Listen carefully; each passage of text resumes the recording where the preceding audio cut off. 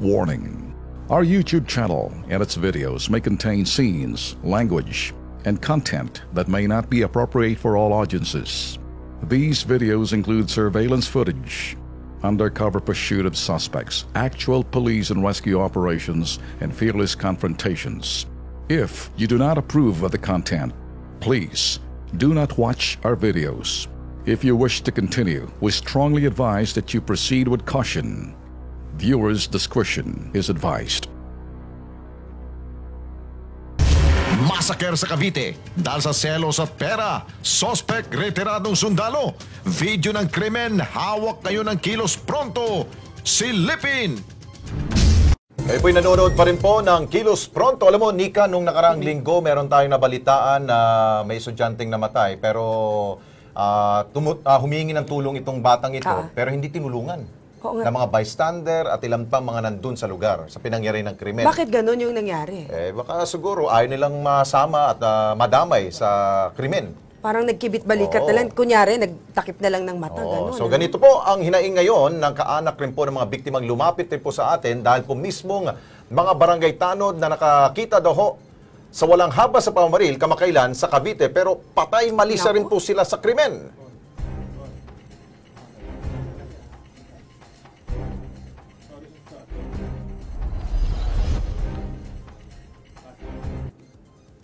Ito po yung video. Nagpadala ng larawan at video sa Kilos Pronto Facebook page ang pamilya ng biktima sa nangyaring pamamaril sa barangay Bukal 3B, Maragondon sa lalawigan po ng Cavite nito lamang 20 ng Oktubre. Kinilala ang magkakapatid na mga biktima na sina Normido Tion, isang nursing instructor, Leonilo Anglo, isang OFW at si Zaldi Anglo. Ang suspect sa krimen, tinuturong gunman, ang bayaw manong nilang si Benchito Sabas, isang retiradong sundalo po yan ng Philippine Army. Habang ang asawa ni Benchito na si Gina Anglo Sabas, kapatid po yan ng mga biktima, kasabwat din daw sa krimen. Nakita kasi sa CCTV na matapos sa pamamaril ng suspect, si Gina mismo daw ang pumara ng tricycle. Tingnan ho natin yung sa video. Yan. Nakunan pa ng CCTV rin po ang pagtakbo sa labas ng bahay ni Zaldi matapos po mabaril. Nakonfine siya sa ospital pero binawian rin po siya ng buhay. Sa ginawa pong investigasyon ng PNP, alitan daw ho na magkakapatid tungkol po sa mana, maging sa lupa't bahay na nagkakalagaw ng 2 milyong piso ang ugat daw ho ng krimen. Nagseselos umano ang 3 biktima sa kanilang kapatid na si Gina dahil siya ang humahawak ng pensyon ng kanilang ina na si Virginia Anglo. Ang labis pang ikinalulungkot ng kaanak ng pamilyang biktima, makikita ho niyo, ulit-ulitin natin yung video makikita ng mga barangay tanod po dyan ang pamamaril pero hindi raw agad sila nag-report sa pulisya para madakip po yung suspect. At ngayon po, mula ho sa Maragondon, Cavite ay tumungo dito sa ating pong istasyon, itong si Malu, para ikwento pa ang mga pangyayari ho dyan sa Maragondon, Cavite. Malu, magandang gabi sa iyo at kami nakikiramay sa nangyaring pagkamatay ng iyong ama. Magandang gabi din. Oo. Ano pang punot dulo at bakit ganun na lamang ang galit ng, masasabi natin, bayaw ng ama mo at ng ilang pa mga tito mo? Sa pagkakaalam ko po, sir, yun po kasi tungkol sa mana po ng lupa't bahay. Okay. So paanong nauwi dito sa pagbaril sa mga tito mo? Sabi natin, bayaw. Ano po kasi, nandun po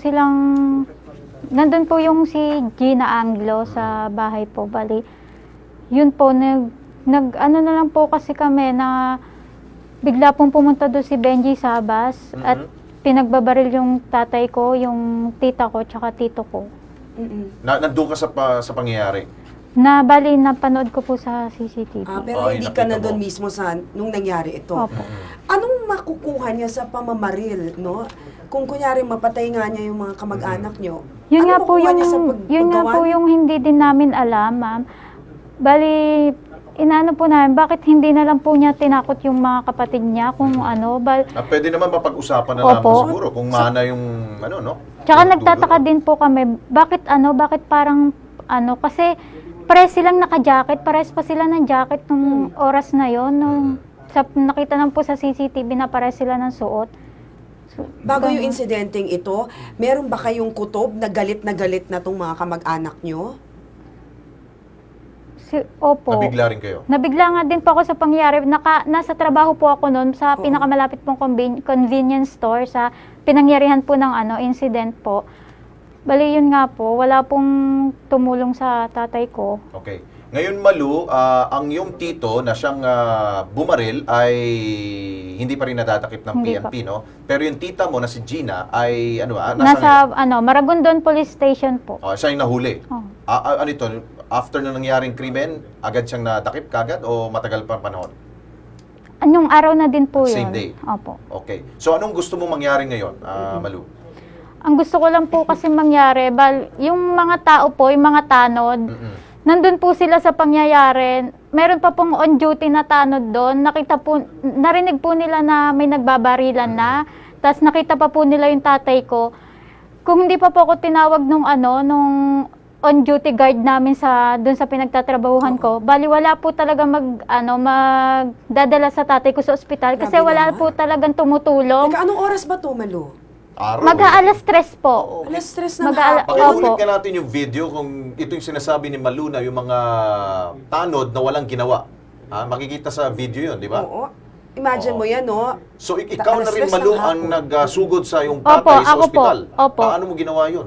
Ito yun. Asan yung mga tanod dyan? O, ang linis ng daan. May mga tao naman, Ayun, Ito sa po yung dulo-dulo. CCTV. Yun, may tumakbo. Ito yung... Yan po ang tatay ko. Ito, nakapagtakbo pa, Opo. Nakatakbo pa yung tatay mo. Opo. Saan siya nabaril? Dito po, bali, tinawaan Pagkira. po yung pancreas niya, yung Kinabol atay, siya? atay.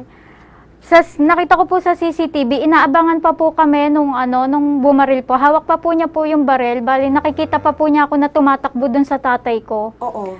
Kundi pa po ako humingi bumalik po kasi nung nakita ko nung sinabi po nung on-duty guard na na nakita po niya yung tatay ko, may tama ng binaril.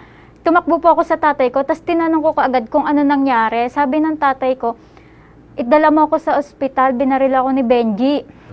Tumakbo po ulit ako sa pinagtatrabahuhan ko para tawagan nila ang ambulansya at pulis. Tapos kinuha ko po yung tapos bumalik na po ako dun sa tatay ko. Tapos nakakuha na po sila ng tricycle. Tapos ako na po yung nagdala na sa ospital sa tatay ko. Bali, sa likod pa po kami dumaan kasi yung si Benji Sabas po, inaabangan po kami sa gate ng lola ko. Hawak pa po niya yung baril. So, walang ginawa itong barangay tanod, Wala no? po. Ayun po, barangay tanod po yun. Yan po. Yan sila. Opo. Okay. Naghain ka na, nagsampa ka na ng kaso o ng reklamo sa inyong barangay? Opo, sa sa Naka-file bayan. nitong kaso laban kay Benchito, no? Oh. Okay. Para mabigyan pa tayo ng update tungkol po dyan sa kasong yan, nasa linya ho si SPO4 Rodrigo Valente. Siya pong Municipal Executive Senior Police Officer na Maragondon PNP. Good evening po, SPO4. Si Yes, Alex sir. Santos po to. Magandang Live po gabi tayo po. sa UNTV, sir. Magandang gabi po, sir. Okay, ano pong update po dito po sa suspect? Meron na po tayong update? Nahuli na po ba ito? Sa ngayon po, at large pa po ngayon yung ating isang suspect at katunayan po, patuloy po ang aming pangangalap po ng impormasyon kung saan ang kinaroroonan po ng suspect sa posibleng pagkakadaragit po itong suspect. Sa Oho. ngayon po. Okay, pero yung kanya pong asawa ay nakapit na po dyan sa inyong pong istasyon. Yan po ay agad po namin nadakip sa follow-up operation sa Mabulo Naik po pagkatapos po nung pangyayari dito po sa Bukal 3 po. Agad po kami nag-choke point at nung malaman po namin kung nasaan po ang kanilang tirahan sa Naik, agad po namin pinalo up at doon po namin na-arresto po itong isang suspect, yung si Gina Anglo po. Okay. Meron na hubang ipinail po na kaso at na-inquest po ba itong si Gina? Oho, kinabukasan po nung Friday, na-file na po ang double counts of murder tsaka yung frustrated at buhay pa po yung nung Friday na yon si Oo. Rizalde Anglo po. Pero binawian na rin. So, 3 counts of murder na rin po ito, no? Ay, opo. Okay, babaguhin na lamang ho ninyo siguro yung detalye. Maring isasubmit na lang po sa korte po yung death certificate Opo. po ng ano. Okay, So, walang supplemental document po. Okay, SPO4 Valente, ang isa rin po namin concern ho dito sa reklamo ho ng ating pong guest ho dito na si Malu, ang sinasabi ho niya, yun daw ho mga barangay tanod po sa mismong pinangyarihan po ng krimen, wala daw hong ginawa. Imbis na tulungan, parang ipinasawalang bahala daw ho nila yung nangyari hong krimen. Ano ba hong pwedeng pananagutan po ng barangay tanod ho doon? Ang una pong, nung nire-review po namin to, maring wala pong alam itong sa first responder. Okay. Itong wala rin pong cellphone. At nung walang humingi ng tulong. At ito po namang yung kaso to, dahil nire-review po namin, nirepair po namin kay Kapitan Anglo, doon po sa Bukal 3. At kasama po ang ating DLG dito sa Maragondon po. Pwede ba ho silang makasuhan po ng abandonment of person in danger? Dahil meron po to sa revised penal code. Kung makikita ho siguro ninyo, paulit-ulitin ho nyo siguro itong panoorin ng video, mukhang talagang wala hong ginawa, imbis na makatulong ho sila. Kanya nga po, ang kaso po nito nung ni-repair po namin ni Kapitan, tsaka ating pong DLG dito sa munisipyo po ng Maragondon. Para sila ho ang tumingin kung may pananagutan mo ba ditong barangay Tanod ho, sir, no? Apo. Okay, with that, SPO4 Valente, thank you so much po sa inyong oras po dito po sa Kilos Pronto. At sana po matulungan po natin at madakip na itong suspect, sir, ha? Yes, sir. Magandang gabi po. Thank you, sir. Oo, nabanggit Okay, mo, Malu. Alex, no, yun nga, Article 275 ng Revised Penal Code, the penalty of arresto mayor shall be imposed upon anyone who shall fail to render assistance to any person whom he shall find in an uninhabited place, wounded or in danger of dying. Malu, yung sinabi kanina, no, parang wala raw alam. Sa tingin mo walang alam? O ang ingay-ingay kasi 3 o'clock ng hapon? Imposible po, ma'am. Imposible po mangyari na wala silang alam. Okay. Kasi yung Lakas pala ng putok. Opo, yung Malalaman lakas mo ng na. putok, tsaka sunod-sunod po. Imposible po na sasabihin nilang wala silang alam eh. Okay. Okay. So ngayon ay ang inaantay na lang siguro natin ang pagdakip dito sa suspect na si Tito Benji mo, no? Okay, maraming salamat, Malu. At Condolences, Malu, ha? Ang lungkot na siguro yun sa gagawa pamilya natin, mo. follow up natin itong kasong ito, Malu. Okay? Thank you so much.